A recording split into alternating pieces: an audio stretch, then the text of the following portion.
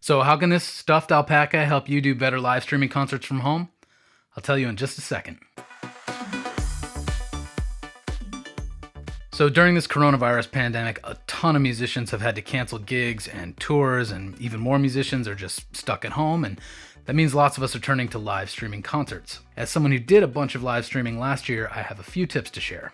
If you're an artist with a sizable following, you've already built your audience, then you should consider a monetized live streaming platform like StageIt, which lets you sell tickets and have limited seating for your broadcasts. But if you're an artist who is still building your audience, I would recommend you just go live in the places where people are already hanging out. So that would be Facebook Live, Instagram Live, YouTube Live, or Twitch. Next, just press the go live button already.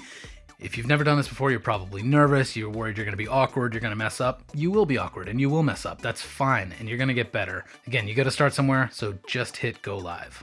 When you're live, remember, it's not really a concert. This isn't supposed to replace a concert experience where you're on stage and your audience is just quietly consuming what you're doing. Live streaming is way more casual and interactive. Speaking of engagement, you want to get the few people who are watching right from the start to answer a question or to tell you something about where they're watching from.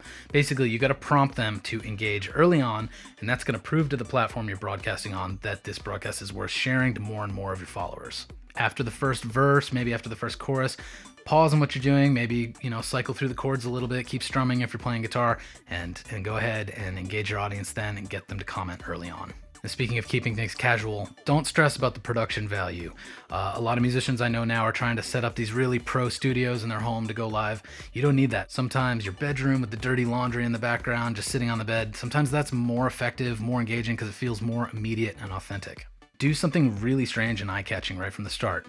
Which brings up this guy.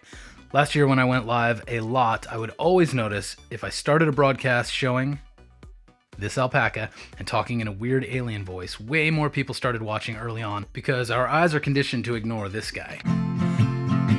Please don't use an alpaca though, that's my idea. Get your own version of the alpaca and get people's attention right from the start.